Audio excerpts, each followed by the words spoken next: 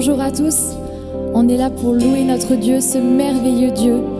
On veut lui chanter tout notre amour et nos mots sont faibles pour vraiment décrire tout cet amour, mais on veut quand même être là et le louer ce matin.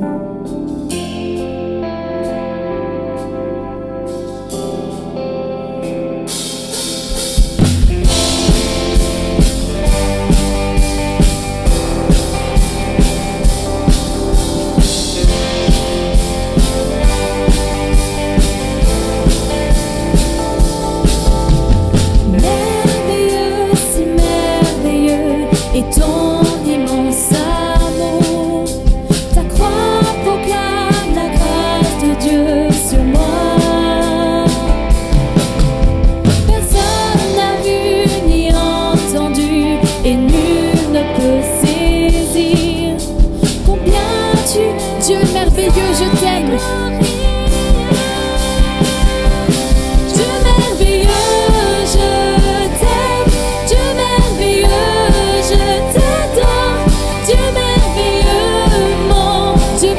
Je t'aime, Dieu merveilleux, je t'aime, Dieu merveilleux, je t'adore, Dieu merveilleux, mon cœur te rayonnante, si rayonnante, si rayonnante, ta gloire remplit les cieux, tu montres à tous la grandeur de tes œuvres,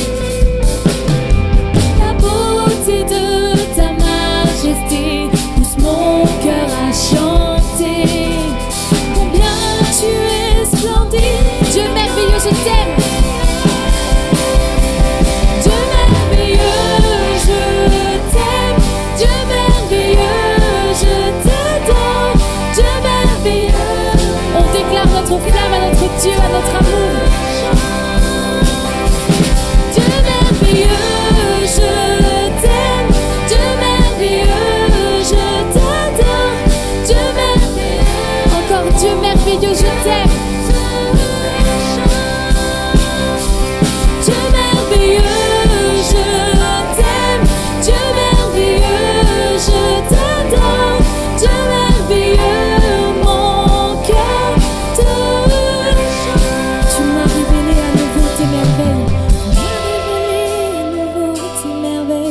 Tu m'as saisi par ton amour, car rien sur la terre n'est merveilleux comme toi. Tu m'as révélé à nouveau tes merveilles. Tu m'as saisi par ton amour, car rien sur la terre n'est merveilleux comme toi. Oh, tu m'as révélé à nouveau tes merveilles.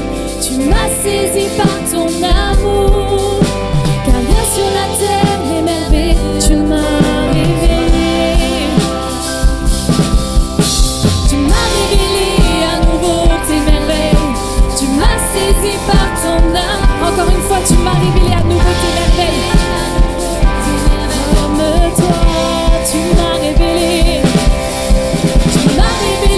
à nouveau tes merveilles. Tu m'as saisi par ton amour, car rien sur la terre n'est merveilleux. Oh Dieu, je t'aime, Dieu merveilleux, je t'aime, Dieu merveilleux, je t'adore, Dieu merveilleux, mon cœur. Encore une fois, Dieu merveilleux, je t'aime. Dieu merveilleux, je t'aime, Dieu merveilleux, je t'adore, Dieu merveilleux, je t'aime, cœur te chante. Dieu merveilleux, je t'aime, Dieu merveilleux, je t'adore, Dieu merveilleux, mon cœur te chante.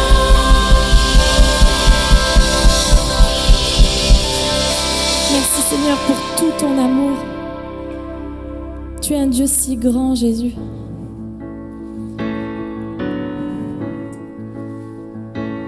Même nos mots « je t'aime » sont trop faibles par rapport à tout l'amour que tu déverses sur nous, tout l'amour que tu nous portes. C'est en toi qu'on espère. Tu es notre espoir. Et c'est avec toi qu'on veut avancer. J'espère encore. J'espère encore en l'action de ta grâce.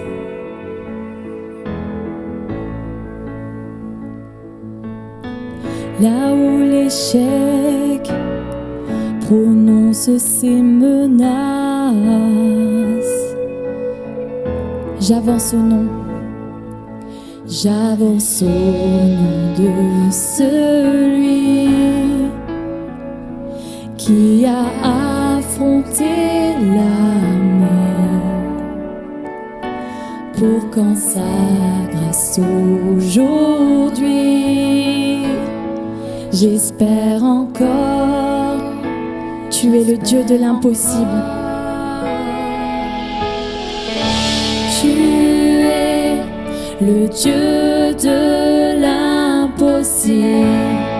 Tu règnes encore. Tu règnes encore. Jésus, ton nom est infaillible. Tu règnes encore. Tu règnes encore. J'espère encore. J'espère encore en l'action de ta grâce.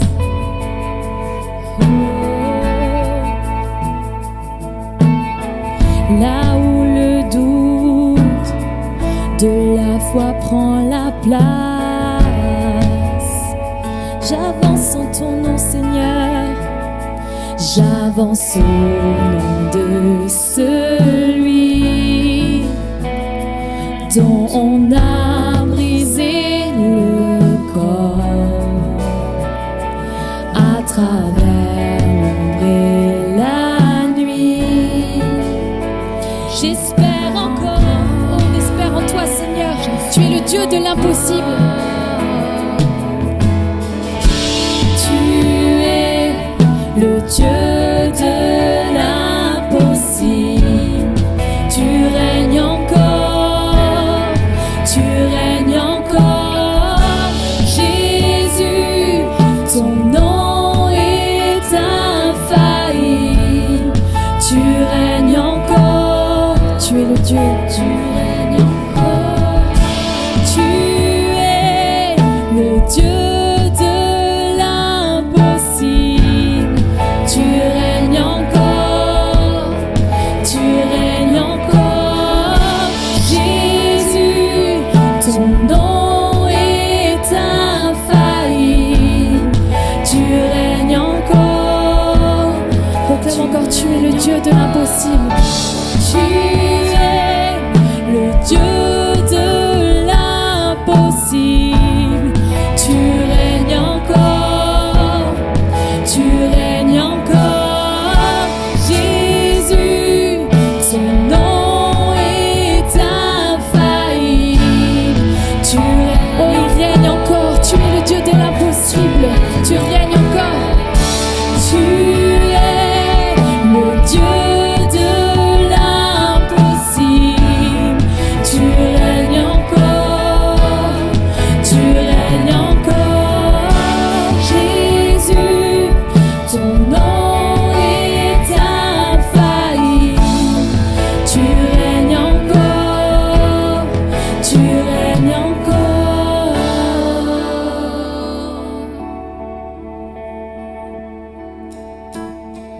Alors que ce chant retentit pour ta gloire, ton esprit vient me rappeler ta victoire. Reconnaissant ta majesté, je déclare, tu règnes encore. Tu règnes alors que ce chant retentit pour ta gloire, ton esprit vient me rappeler ta victoire. toi. Reconnaissant ta majesté, Oh, tu règnes encore sur toute situation. Alors que ce chant retentit pour ta gloire, ton esprit vient me rappeler ta victoire. Reconnaissant ta majesté, je déclare. tu es le Dieu de l'impossible. Tu règnes encore. Tu es le Dieu. Tu es le Dieu de l'impossible. Tu règnes encore. Tu règnes encore. Jésus, Jésus, ton nom est infaillible. Tu règnes encore. tu es le Dieu de l'impossible. Tu es le Dieu de l'impossible. Tu règnes encore. Tu règnes encore. Jésus, ton nom est infaillible. Tu règnes encore. Tu règnes encore. Alors que ce chant retentit pour ta gloire, ton esprit vient nous rappeler ta victoire. Seigneur, on veut se souvenir de ce que tu as fait pour nous. Parce que tu as eu la victoire sur la mort. Alors si tu as eu la victoire sur la mort, tu peux avoir la victoire sur toutes les situations qu'on traverse, toutes les difficultés.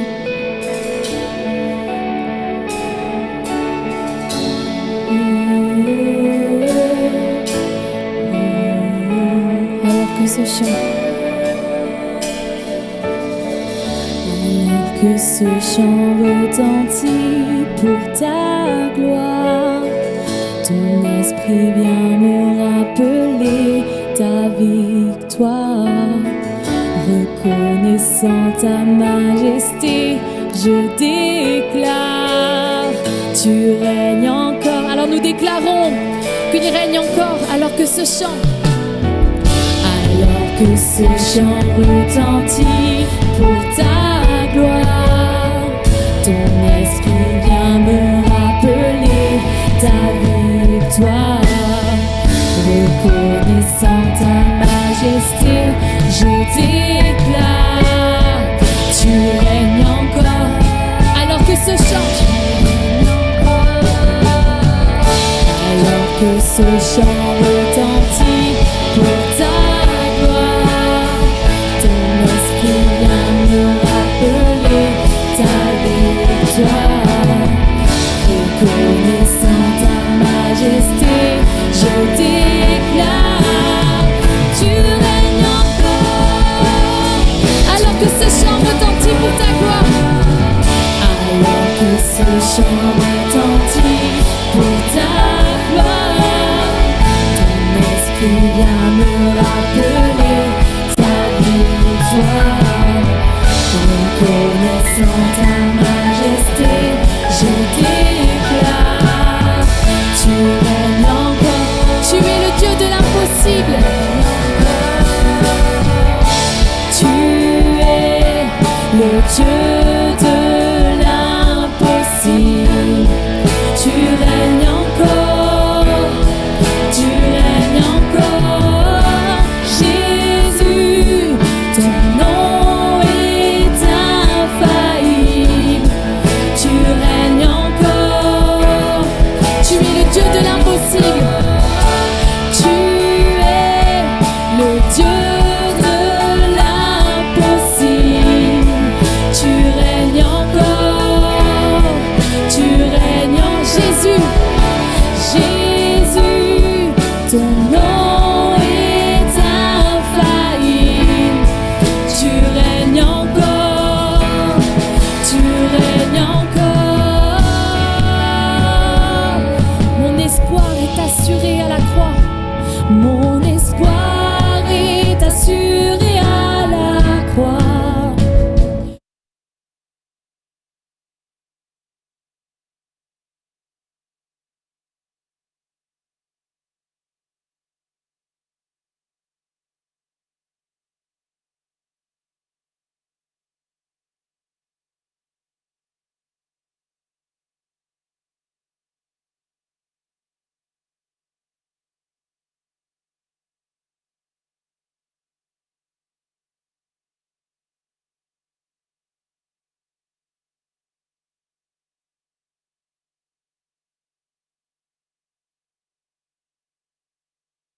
Mon espoir est assuré à la croix, tu as tout donné pour nous.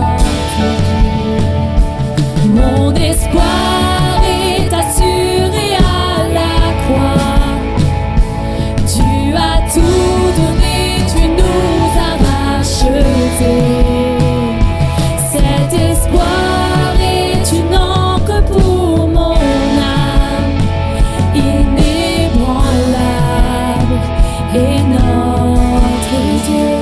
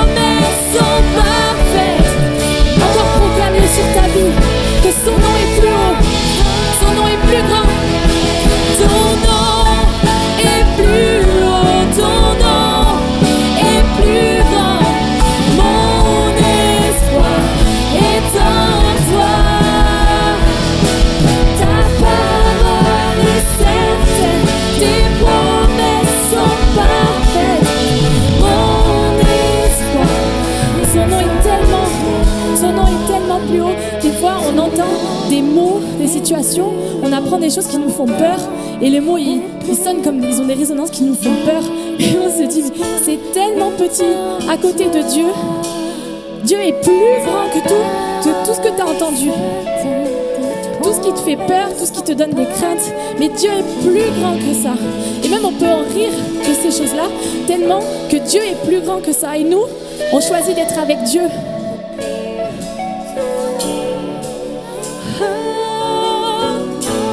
Son nom est plus haut, son nom est plus grand. On va encore le proclamer. Et à la maison, vous pouvez rire.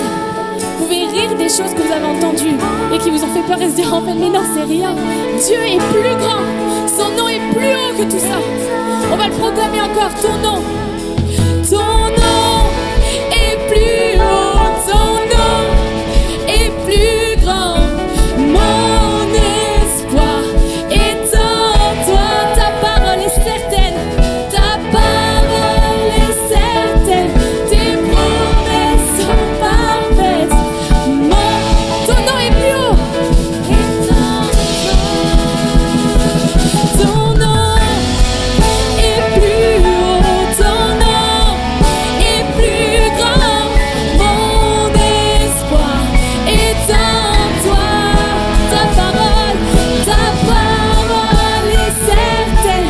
Tes promesses sont parfaites. On va encore reprendre. Ton nom est plus haut. Ton nom est plus grand. Ton nom est plus haut. Ton nom est plus. Et même si à la maison ça fait vraiment des semaines que t'as pas rigolé, eh bien ris avec ton Dieu. Remercie-le parce qu'il est là, il te sauve, il te ramène, il te relève de là où tu es. Il a des promesses pour toi. Ton nom est plus haut. Ton nom est plus grand. Mon espoir est en toi. Ta parole est certaine. Tes promesses sont parfaites. Mon espoir est ton nom est plus haut. Ton nom est plus haut. Ton nom est plus grand. Mon espoir est en toi. Ta parole est certaine. Tes promesses sont parfaites. Mon espoir est en toi.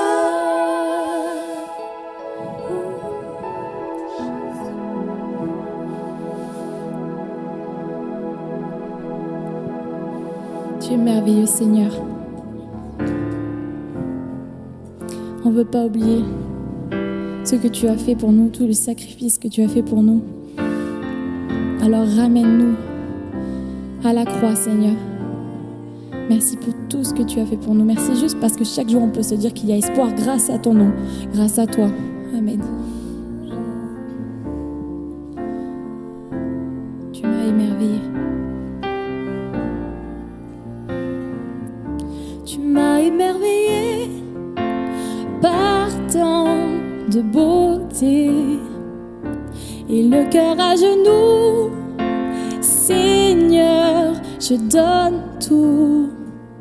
Ne permets pas qu'un jour j'oublie le plus merveilleux des cadeaux, ce don qui te coûta la vie et qui tu m'as émerveillé par tant de beauté, comme une prière.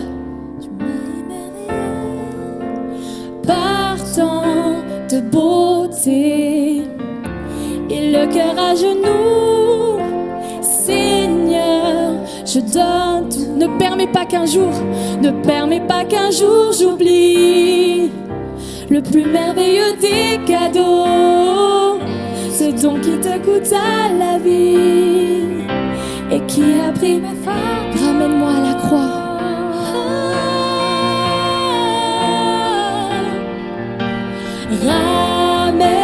Ramène-moi à la croix.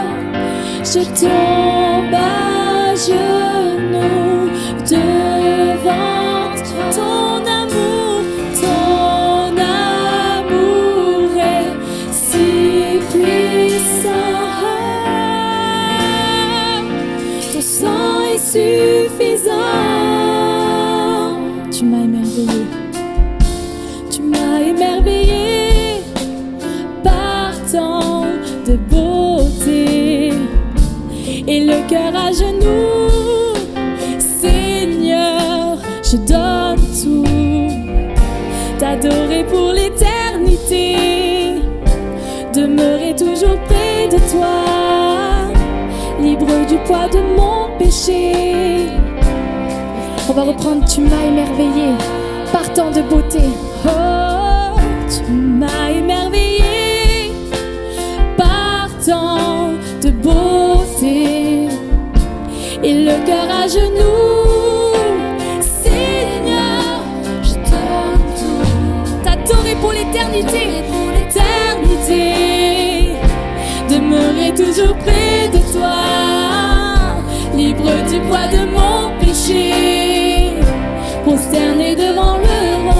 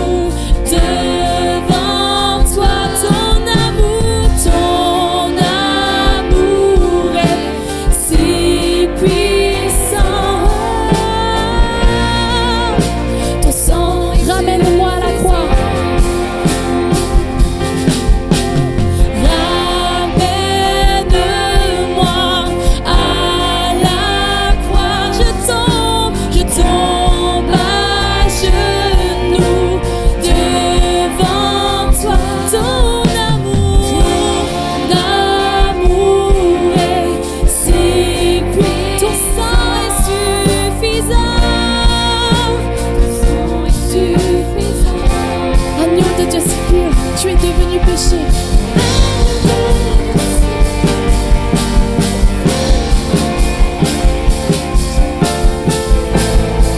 Oh Seigneur, tu es venu me chercher, tu es venu me sauver de là où j'étais, dans le péché, vraiment dans un trou noir. Des fois on s'enfonce, on est au plus bas, mais toi tu viens nous chercher. Quand on t'appelle, quand on t'accepte dans nos vies, quand on dit oui Seigneur, j'abandonne tout, je laisse tout ça là. Et tu viens nous chercher. Toi qui es si pur, toi qui es si grand, toi qui es si... On est indigne devant toi, mais tu viens nous chercher. Oh, agneau de Dieu si pur. Agneau de Dieu si pur, tu es devenu péché pour me sauver, pour me sauver. Je veux t'offrir en retour le don de ma vie par amour, oui par amour. Agneau de Dieu si pur, tu es devenu péché. Oh. Agneau de Dieu si pur, tu es devenu péché pour me sauver, oh, pour me sauver. Je veux t'offrir en retour le don de ma petite vie. En retour, le don de ma vie par amour. Alors ramène-moi.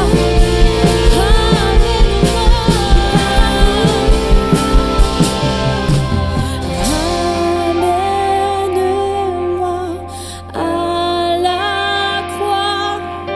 Je tombe à genoux devant toi. Ton amour est si puissant. Oh, ton sang, ramène-moi. Ramène-moi. J'étais en train de penser, imaginons que là, on se retrouve devant Dieu, vraiment devant lui. On est... Où est-ce qu'on en est dans notre vie? Qu'est-ce qu'on fait?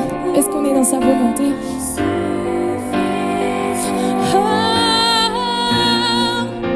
Ton sang est... Je veux m'abandonner à toi, Seigneur. Je veux pas être à côté. Je veux être dans ta volonté. Je veux abandonner ma vie, Seigneur. Parce que je veux vivre pour toi. des erreurs. Il faut qu'on lui fasse confiance. Je crois que chacun, on a fait des erreurs dans nos vies et ça peut prouver que on n'y arrive pas. On a besoin de lui. Ramène-moi. Ramène-moi, ramène-moi à la croix. Je tombe à genoux devant toi. Ton amour est si puissant. Ton sang, ramène-moi à la croix. Ramène-moi à la croix. Je tombe à genoux devant toi. Ton amour est si puissant. Ton sang est sûr. Ramène-moi, oh Jésus, comme une prière, comme un soupir. Ramène-moi à la croix. Je tombe à genoux devant toi. Ton amour est si puissant. Ton sang est suffisant.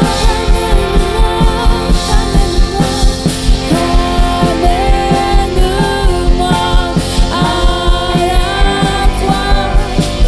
Je tombe à genoux devant toi. Ton amour est si puissant. Ton sang est suffisant. Ton sang est suffisant. Ton sang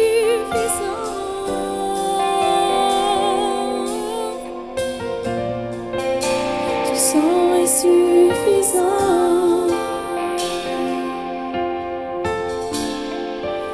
Ton sang est suffisant.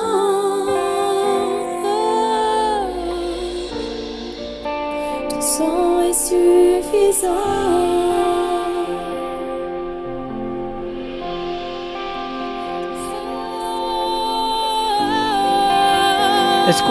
Est-ce qu'on peut proclamer que son sang est suffisant? Ton sang est suffisant. On proclame ensemble que son sang est suffisant. Son sang est suffisant. Mon Dieu, si grand, Jésus. Ton sang est Suffisant.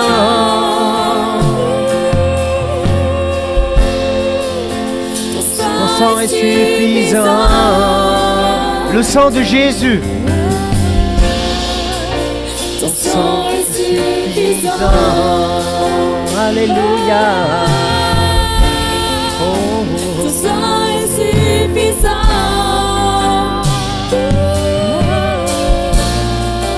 Ton sang est suffisant. On le proclame encore sur notre situation, sur ce que l'on vit maintenant. On invoque le sang de Jésus, l'amour de Jésus. Son amour. Il est allé jusqu'à la croix. Il est mort. Il est ressuscité pour nous. Et son nom c'est Jésus. Ton sang est suffisant. Amen, amen, amen, amen. Amen, ça veut dire oui. Merci beaucoup. Merci beaucoup. Son sang est suffisant. Ça veut dire que lorsqu'on connaît Jésus, on peut prier, on peut le louer, on peut l'adorer. On invoque son sang sur notre situation, son sang sur notre vie, son sang sur notre nation, dans ce qu'elle vit aujourd'hui, où on ne comprend pas tout à fait ce qui se passe. C'est pas évident. Et on a une solution incroyable, une solution extraordinaire. C'est de prier Jésus, d'invoquer le sang de l'agneau sur ta vie, invoquer le sang de l'agneau sur ton couple, sur ta famille, sur ta situation financière, sur ton travail là où tu es. Pourquoi son sang? Parce qu'il est allé jusqu'à la croix, parce qu'il est mort. La Bible dit qu'il est mort, qu'il est ressuscité pour toi et pour moi. Alléluia. Et quand je dis alléluia, ça veut dire que c'est la fête. C'est la fête. Quelle grâce vraiment. Il nous a été posé une question pendant ce moment de louange, dans le dernier chant ou l'avant-dernier chant, et je crois que c'est le leader de louange, Laetitia, qui disait « Mais où tu en es? Où tu en es ?» Et tu as en droit de te poser la question quand tu entends l'évangile, quand tu loues Jésus, quand tu prends ce temps de derrière ton écran, là où tu es finalement, et puis tu t'interroges, tu dis « Mais où j'en suis? Qu'est-ce qui se passe? C'est quoi qui se passe autour de moi ?» Alors ce que j'aimerais voir avec vous aujourd'hui, c'est comment prier dans cette situation, dans la situation dans laquelle on est. Et j'aimerais vous inviter à entrer dans une prière qui est une prière prophétique. Une prière prophétique, c'est-à-dire de non pas être dans le déni et nier là où nous en sommes aujourd'hui, mais savoir où nous en sommes, mais savoir comment prier. Et dans la Bible, il y a une histoire qui est extraordinaire qu'on retrouve dans les Actes des Apôtres. J'aime beaucoup les Actes.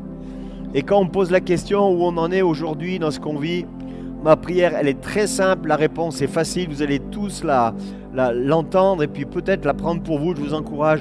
Nous en sommes dans Acte 29. Pourquoi Acte 29? Puisque ma Bible va de Acte 1 jusqu'à Acte 28 et j'ai cette prétention de vivre encore les Actes des Apôtres. Un apôtre, c'est quelqu'un qui appartient à Jésus, c'est quelqu'un qui veut être apostolique, c'est quelqu'un qui veut être prophétique, qui veut faire ce que Dieu veut qu'il fasse pour l'instant présent. Je suis quelqu'un de prophétique parce que j'ai cette prétention de prier, de savoir, d'essayer de percevoir ce que Dieu veut que je fasse. Je le fais et alors il y a du fruit. Alors on va prendre notre Bible ensemble dans Acte 4 à partir du verset 29 jusqu'au verset 21. Acte 4, verset 29 jusqu'au verset 21. On résumera un peu ce qui s'est passé avant Acte 4. Il y a Acte 1, Acte 2 et Acte 3. Acte 4, à partir du verset 29, il est dit ceci. Et maintenant, quand il dit maintenant, c'est vrai qu'il s'est passé des choses avant.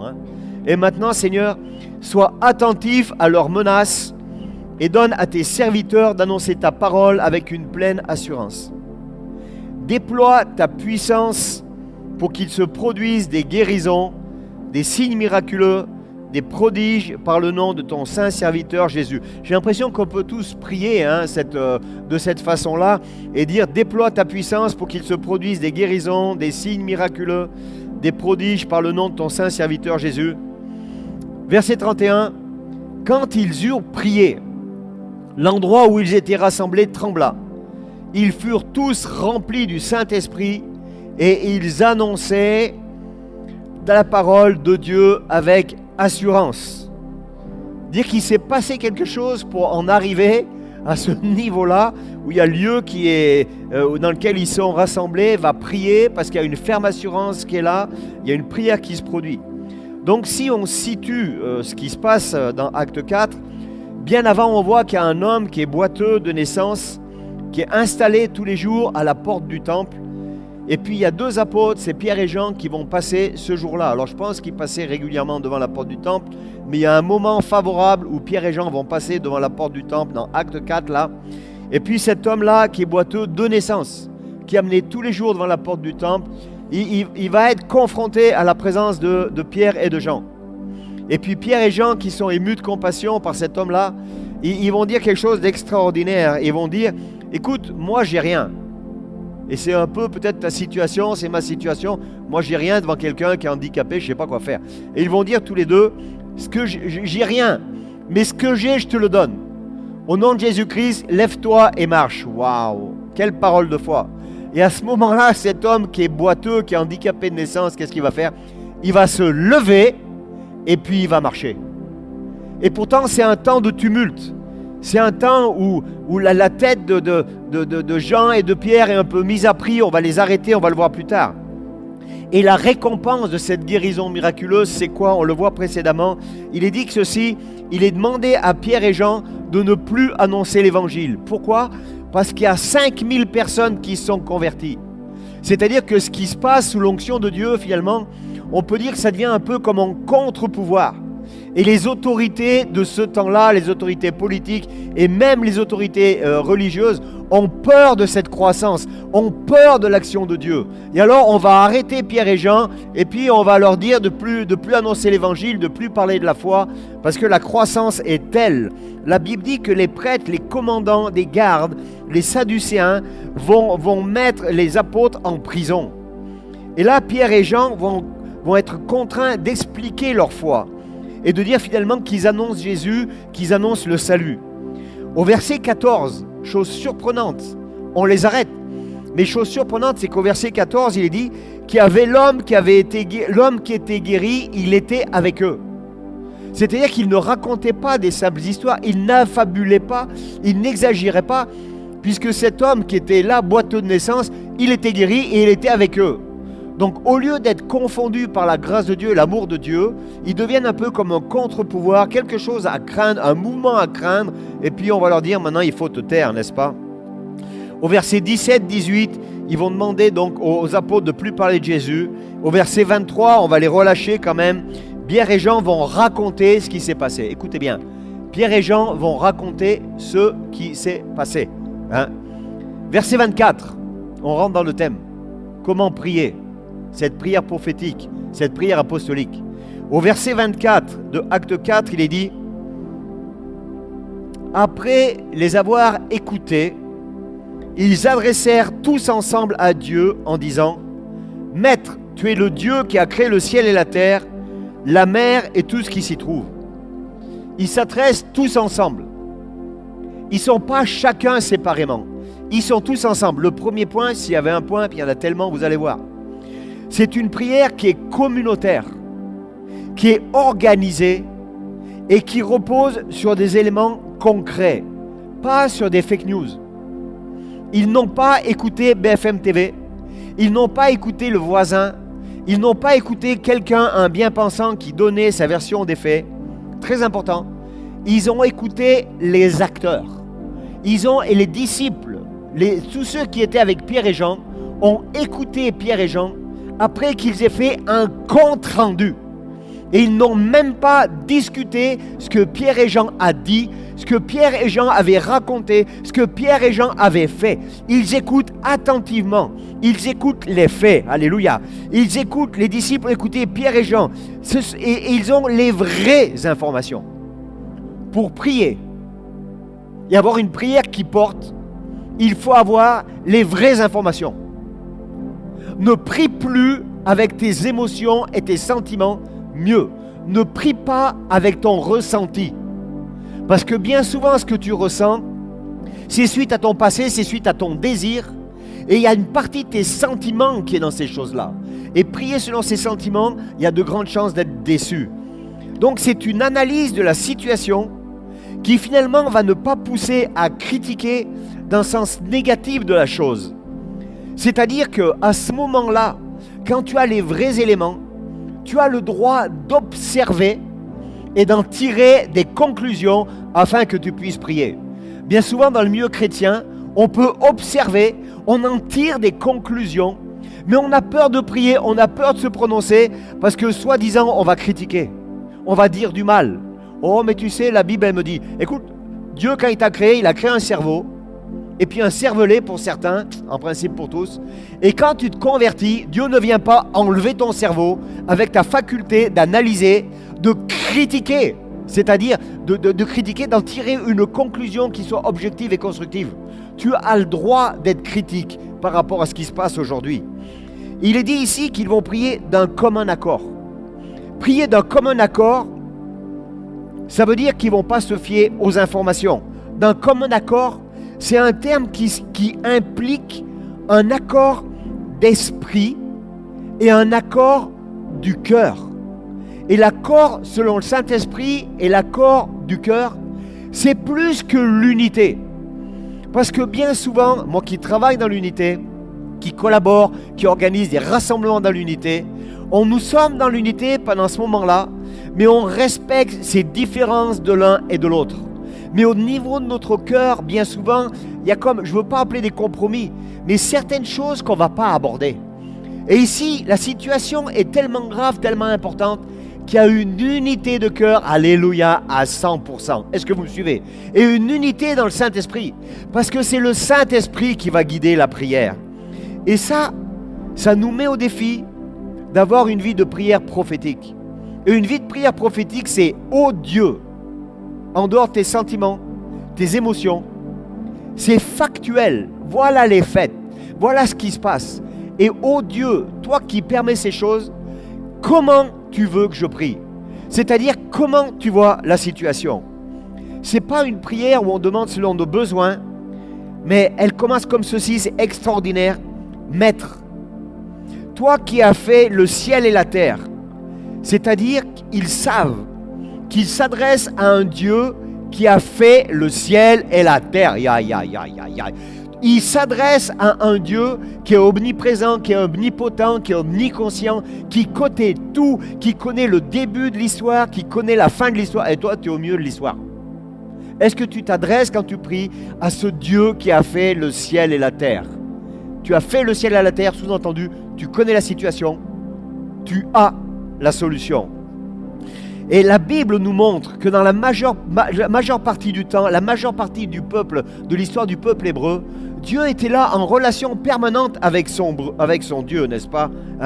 On reconnaît qu'il est l'autorité. On reconnaît que Dieu exerce sa royauté au travers de son Église. Finalement, on s'adresse à un gouvernement qui est d'ordre spirituel. Peu importe ce que je vois, Dieu est Dieu. Et lui, il a prévu la fin de la chose. Lui, il a prévu des étapes. Waouh. Et le monde, j'ai une bonne nouvelle pour vous. Ceux qui vous annoncent la paix, moi je vous annonce que le monde va être ébranlé de plus en plus. Voilà, je l'ai dit, c'est fait. Le monde va être ébranlé. Et notre foi risque d'être ébranlée si je n'ai pas ces temps d'intimité avec le Seigneur. Lorsque l'Église des premiers siècles disait « Jésus est Seigneur », vous savez ce qui se passait? Quand les chrétiens des premiers siècles disaient « Jésus est Seigneur », ils annonçaient déjà que Jésus était comme un contre-pouvoir. Parce qu'on ne disait pas Jésus est Seigneur. C'était César est Seigneur. Et tout pour César. C'était lui qui régnait. C'était lui. Et là, quand on va dire Jésus est Seigneur, et c'est ce qui se passe aujourd'hui. Jésus est Seigneur. Elle se mettait en opposition face au gouvernement. C'est pour ça que lorsque des fois tu veux faire la volonté de Dieu, tu te heurtes à certaines lois. On va en parler un peu. J'ai une bonne nouvelle. Philippiens 2, verset 9 à verset 11. Il est parlé de Christ. Et il est dit, c'est pourquoi Dieu l'a souverainement élevé à la plus haute place et lui a donné le nom qui est au-dessus de tout nom, afin qu'au nom de Jésus, chacun plie le genou. Une autre version dit, tout genou fléchira sur la terre et sous la terre et dans le ciel. Et toute langue confessera que Jésus-Christ est Seigneur à la gloire de Dieu le Père. Et quand on prie, quand nous prions, nous savons que nous nous adressons à ce Dieu, à ce Jésus. Toute langue confessera que Jésus-Christ est Seigneur. Alors ce que tu vis aujourd'hui avec les infos, ça t'impressionne? Écoute, moi je prie Jésus. Il est au-delà de toutes ces choses-là. C'est-à-dire qu'il y a une prise de position que tu dois adopter. Et Dieu compte sur toi. Je dois adopter, je sais qui je prie. Voilà la condition dans laquelle je dois être. Toute langue confessera. Même ceux qui veulent m'intimider, aujourd'hui, un jour, ils confesseront que Jésus-Christ est Seigneur. Toute langue confessera que Jésus est Seigneur. Et ça, c'est pas une rébellion. C'est pas être anarchique. C'est pas se révolter. Mais c'est simplement une prise de position. Et cette prise de position, j'ai l'impression qu'elle est en opposition aujourd'hui avec certains chrétiens qui ont peur de ce qui se passe et il faut faire ceci et faire cela. Fais ce que le gouvernement te demande, mais prends une position. Je suis enfant de Dieu. Je suis soumis à celui qui est l'auteur même du royaume de Dieu. Tout genou fléchira sur la terre et sous la terre et toute langue confessera que Jésus-Christ est Seigneur. Et puis le coronavirus, lui, un jour, on n'entendra plus parler. Même si c'est marqué dans les livres d'histoire, un jour, ça sera écrit. Mais lorsqu'on parlera de mon histoire pendant ce temps-là, je veux qu'on dise ce Jean-Claude-là, il était un peu fou peut-être. Il a confessé que Jésus-Christ était au-delà de toutes ces choses. Alléluia. Ça ne veut pas dire que je ne me soumets pas. Et ce n'est pas de la rébellion, c'est une marque de position. Je sais que je sais que je sais. Je manifeste une dimension d'autorité spirituelle. Aujourd'hui, il y a comme des interdits de se rassembler. On ne peut plus vivre le culte comme on aimerait vivre le culte. Et ça affecte. Mais ça ne met pas en moi un climat de peur. C'est comme ça, c'est comme ça. Mais je sais que tout genou fléchira sur la terre et sous la terre. Et je sais que toute langue confessera que Jésus-Christ est Seigneur à la gloire de Dieu le Père. Alléluia! Est-ce que tu peux le dire là où tu es? Est-ce que tu peux le dire? On peut avoir l'impression, mes amis, qu'on vit comme une oppression contre la foi. On peut avoir une impression qu'on vit comme une oppression contre la religion. Alors qu'il y a séparation entre l'Église et l'État. La loi 1905, n'est-ce pas? Et c'est l'État qui prend des décisions pour notre bien concernant l'Église. C'est ce qu'ils disent. Et puis, il y a cette peur qui vient. Est-ce qu'on peut fêter Noël? Est-ce qu'on peut se rassembler à 6, à 8 ou 10? On ne sait pas ce qui sera dans 6 mois. Il y a comme cette incertitude, n'est-ce pas?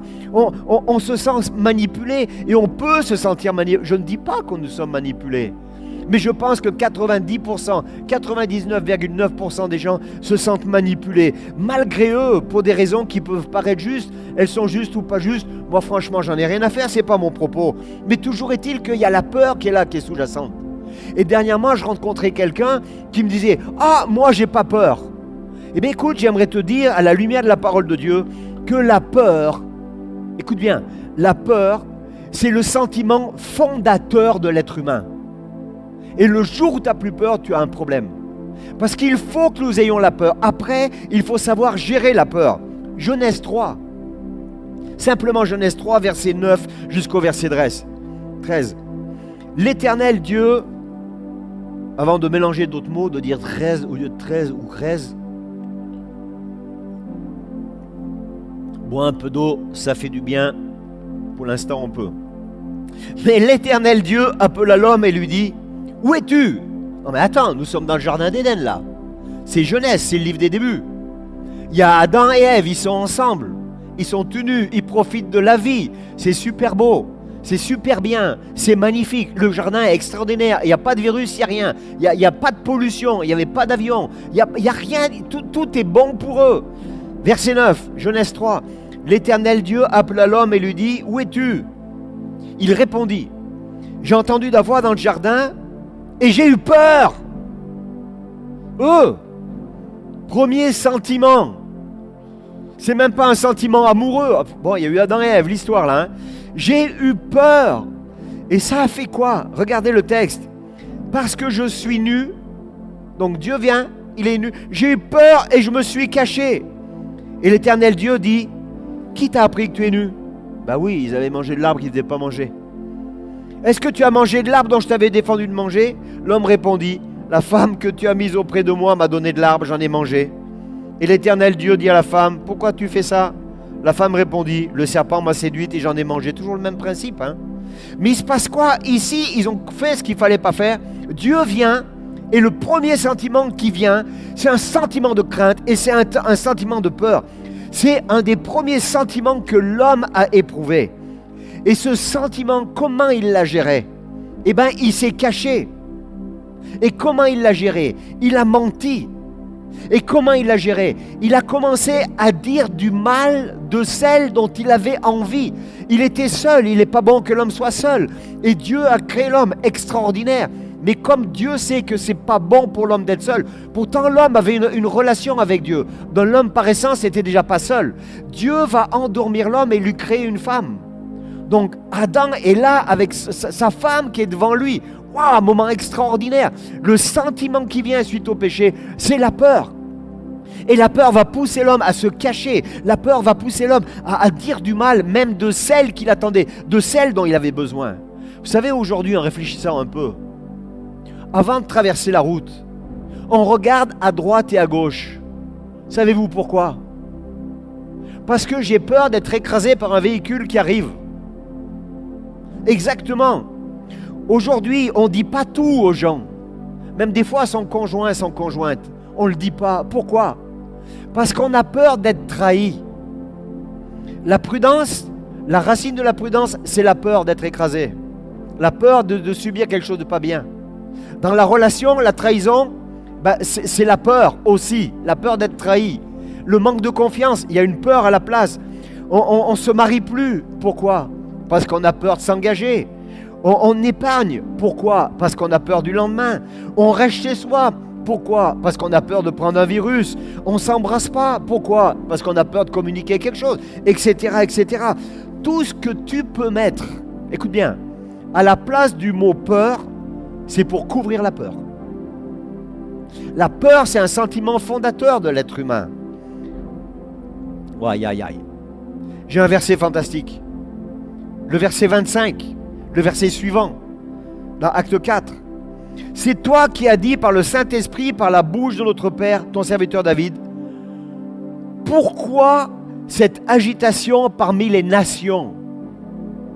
Ils viennent de guérir le malade, 5000 conversions, la nation est en effervescence. Les rois commencent à paniquer, les gouverneurs politiques et religieux paniquent. Pourquoi cette agitation parmi les nations et ces préoccupations dépourvues de sens parmi les peuples? Moi, quand je lis ce texte, je pense à aujourd'hui. Pourquoi cette agitation?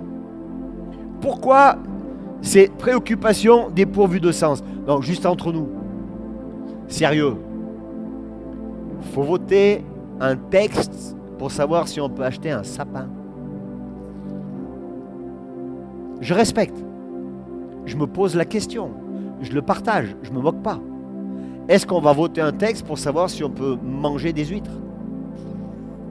Est-ce qu'on va voter un texte pour savoir si on va acheter les boules de sapin ou les guirlandes? Je me pose des questions. C'est quoi ces préoccupations? Je respecte.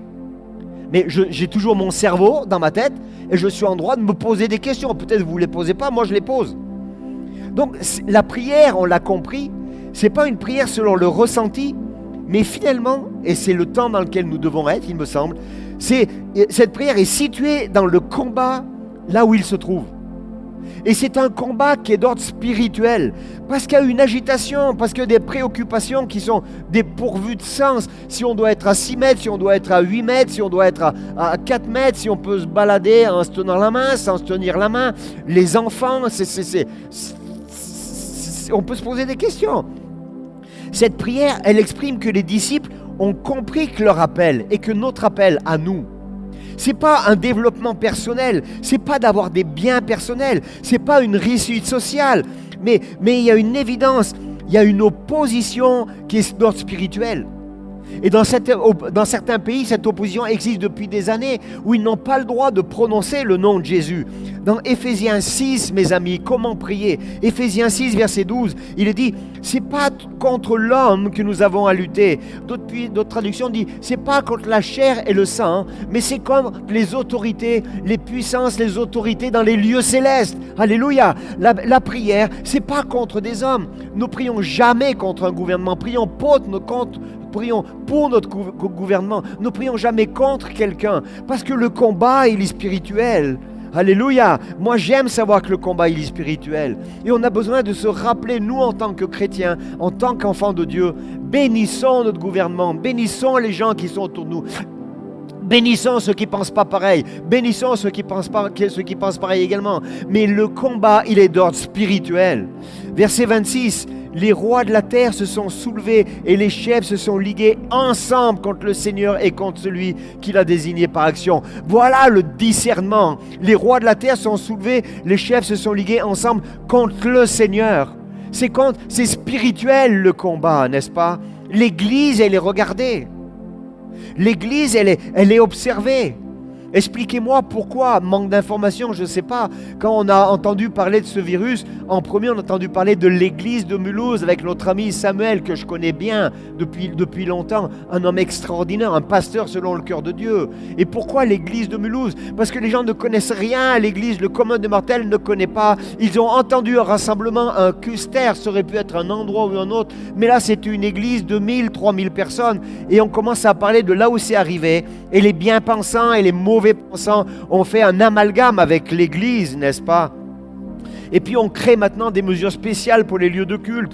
On a parlé des caricatures, et ça ne touche pas spécialement le milieu chrétien, mais ça touche, mes amis, et c'est là où c'est important de saisir le combat où il doit être. Ça touche tout ce qui est la religion, quelle qu'elle soit.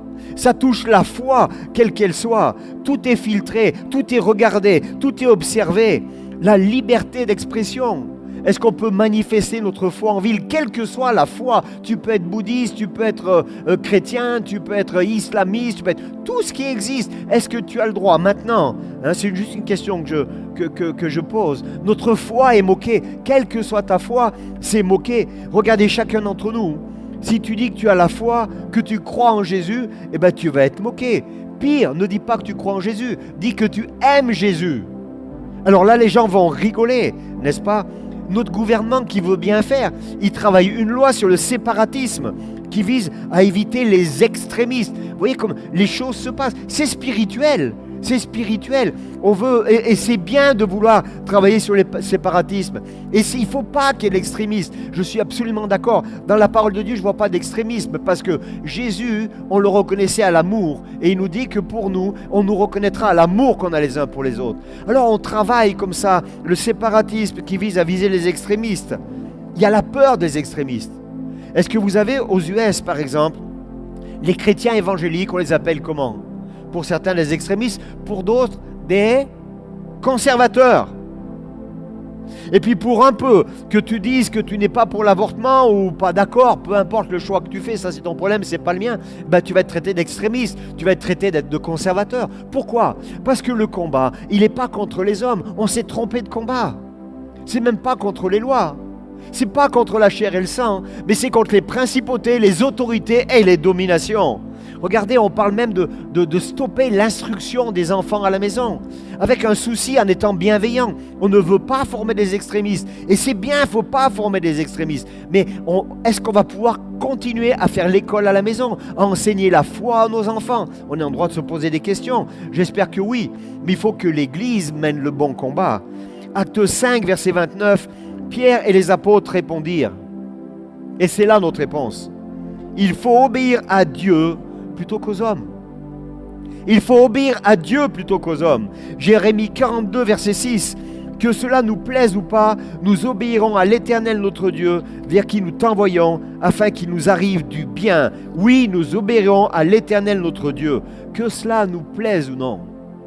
La bénédiction, la faveur de Dieu, elle s'acquiert, elle se vit, elle s'incarne que lorsque nous plaisons à Dieu, que lorsque nous faisons la volonté de Dieu.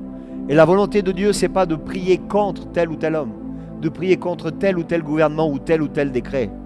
Mais c'est simplement savoir qu'il y a des dominations, des principautés qui sont en train de se faire plaisir.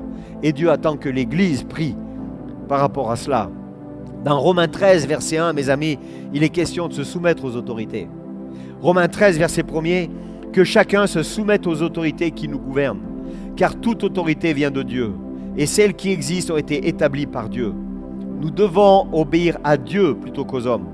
Ça prévoit beaucoup de choses, mais sans tomber dans la théorie du complot, nous devons prier. Et c'est une ambiance nouvelle qui va menacer l'exercice de notre foi si nous ne prions pas. Se réjouir là où tu es, de réjouir de vivre ce que tu vis, te réjouir de pouvoir assister à des cultes comme ça par le net ou en présentiel avec un nombre minime. Quelle grâce, il y a des pays où on ne peut pas le faire. Mais cela ne va pas étouffer que notre combat et les dotes spirituelles. Prier contre les principautés et les dominations qui sont en train de se déchaîner contre l'Église en ces temps-là. Et c'est pour ça qu'il y a des personnes qui trouvent tellement bien le culte derrière leur écran, qui ont décidé maintenant de même plus mettre le pied à l'Église. Dans ma Bible, il est dit que c'est au travers de l'Église qu'ils connaîtront la sagesse infiniment variée de Dieu. Alléluia. Et j'ai l'impression que Dieu nous demande d'être un peu, comme dit ce proverbe là, de pratiquer la prudence du serpent et la naïveté de la colombe. Alors comment prier? Et je termine avec ça. Vous l'avez compris, c'est simplement en reprenant le texte de Acte 4. Regardez, ils étaient persécutés. Le gouvernement, les religieux veulent les mettre de côté, les disciples. Et si Dieu est disciple, c'est comme ça que tu es invité à prier. Verset 29. Et maintenant, Seigneur, sois attentif à leurs menaces et donne à tes serviteurs d'annoncer ta parole avec une pleine assurance. C'est le moment, plus que jamais, d'annoncer la parole de Dieu avec une pleine assurance. C'est le moment plus que jamais. Nous avons une épicerie solidaire ici, pas plus tard que ce matin. Et dans notre épicerie, c'est extraordinaire. Il y a la louange H24, même quand nous n'y sommes pas. Et ce matin, il y a une dame qui vient pour la première fois, qui était invitée par une copine à elle. Cette dame a à peu près 70 ans, 75 ans. Et elle rentre dans ce lieu, aïe, aïe, aïe, dans le couloir. Elle rentre comme ça. Et elle est comme tétanisée. Et elle se met à trembler. Et alors la personne qui s'occupe de l'épicerie à l'accueil dit « Madame, ça va ?» Et la dame, elle dit « Cette musique, c'est trop fort !» Et elle commence à pleurer. Et elle dit « Mais il se passe quelque chose en moi !» Et mon épouse, vous savez, c'est une pasteur évangéliste extraordinaire. Elle va voir cette mamie. Elle dit « Mais qu'est-ce qui se passe, madame ?» Elle dit « Il y a quelque chose dans cette musique. » Et ma femme lui dit « Mais oui, ce sont des louanges pour Dieu. » Elle dit « Ah, c'est ça. » Alors mon épouse l'a pris par les épaules délicatement. Et elle a fait les quelques mètres qui séparent l'épicerie jusqu'au lieu de culte. Elle dit « Mais là !» Et elles se sont assis. « Mais c'est passe quoi ?» Elle dit « C'est la présence de Dieu. C'est que Dieu vous aime. » Et mon épouse a dit « Est-ce que vous permettez que je prie pour vous ?» Elle a posé ses mains sur elle. Et elle a prié. Le Saint-Esprit est descendu. Et la madame qui était là pour la première fois, elle a dit « Vous savez, j'ai une vie tellement difficile. » Elle a ouvert son cœur. Et elle a raconté toutes les difficultés, toutes les incompréhensions qu'elle vit depuis le début d'année. Ce fameux Covid, le fameux fait de se préserver, la solitude, d'elle toute seule. Elle s'est retrouvée toute seule face à elle-même, plus envie de vivre. Et elle est venue ici, et elle a retrouvé la joie de vivre. Est-ce que ce n'est pas extraordinaire? Est-ce que vous n'avez pas envie de louer Dieu quand vous entendez des choses comme ça? Waouh! Et maintenant, Seigneur, sois attentif à leurs menaces. Donc voilà, tu es en droit de dire, Seigneur, vois tout ce qui me menace autour. Quand tu dis les menaces, ce n'est pas les menaces des autorités. Hein. C'est tout ce qui menace ta foi, là d'où ça vient. Et donne à tes serviteurs. Et les serviteurs, c'est toi. Les serviteurs, c'est toi. Bien souvent, on dit, oh, gloire à Dieu, il a fait ça. Moi, depuis 40 années que j'essaye de servir le Seigneur, chaque fois que je vois qu'il s'est passé quelque chose, Dieu se sert des hommes. Et j'aime encourager les hommes et les femmes qui sont attentifs, qui sont sensibles à ce que Dieu veut. Ceux qui prient, qui cherchent la face de Dieu, qui rentrent dans les œuvres préparées d'avance. Alors j'aime les encourager. Des fois, moi, je vois des personnes qui disent « Oh, merci Seigneur ». Oui, merci Seigneur, c'est vrai. Mais merci à celui et à celle qui a bougé, à celui et à celle qui a su écouter et aller et annoncer et faire et servir. Et verset 29. Maintenant, Seigneur, sois attentif à leurs menaces. Dieu est attentif à ce qui se passe autour. Donne à tes serviteurs, et le serviteur c'est toi, c'est moi, d'annoncer ta parole avec une pleine assurance. C'est parce que tu annonces avec une pleine assurance. Hébreux 11, verset 1er. La foi, c'est une démonstration des choses qu'on espère. Il est question de ferme assurance, de démonstration de ce que tu espères. Verset 29, j'y reviens. Il se tourne vers Dieu. C'est le temps d'annoncer la parole de Dieu, de témoigner qui est Dieu, de témoigner ce qu'il fait dans notre vie. Verset 29, ils affirment la mission reçue. Ce n'est pas une protection, ce n'est pas une prière de protection. Ce n'est pas une prière d'évitement. Seigneur, tu vois, tout bouge. S'il te plaît, que j'ai la paix. Ils affirment la mission qu'ils ont reçue. Ils manifestent l'autorité qu'ils ont reçue de Dieu. Ils ne se renferment pas. Ils ne se confinent pas. Bien au contraire. Ils ne se conforment pas à ce qu'ils voient. Mais il dit, Seigneur, étends ta main. L'opposition, elle n'est pas contre les évangéliques ou les chrétiens, mais elle est contre le projet de Dieu. Et le projet de Dieu, c'est de sauver son humanité. Est-ce que nous avons compris comment il faut prier?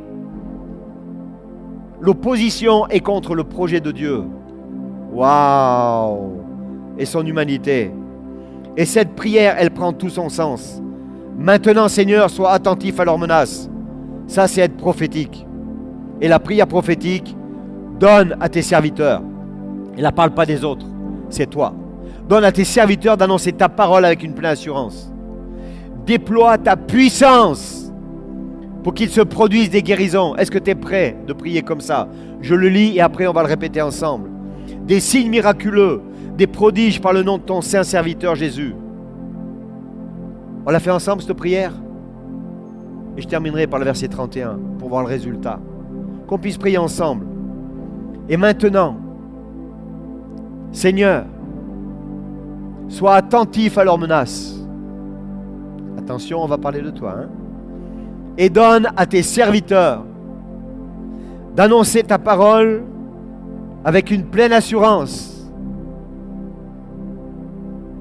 Déploie ta puissance pour qu'il se produise des guérisons, des signes miraculeux et des prodiges par le nom de ton saint serviteur Jésus.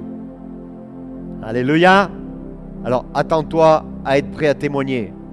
Et le résultat de cette prière, et c'est pour ça qu'elle est prophétique, c'est le verset 31. Quand ils eurent prié, l'endroit où ils étaient rassemblés trembla. Ils furent tous remplis du Saint-Esprit. Et ils annonçaient la parole de Dieu avec assurance. Amen, amen, amen, amen. Ok? Que le Seigneur te bénisse beaucoup. Va, annonce la parole avec une ferme assurance. Prie contre ces principautés, ces dominations qui veulent nuire au projet de Dieu pour toi, pour ta vie, dans ton couple, dans ta famille. Et je sais que tu vas voir des miracles et des prodiges. Parce que toi, tu es serviteur. Parce que toi, tu es une servante. Parce que Dieu t'aime. Il veut se servir de toi. Alors, au boulot, sois béni. Va bénir tout ton entourage. Ne te tais pas. Ne te tais point. Annonce, annonce. Prie pour les gens. Et tu vas voir combien Dieu t'aime. Et combien Dieu veut se servir de toi pour que sa gloire puisse être déversée. À très vite. Sois béni.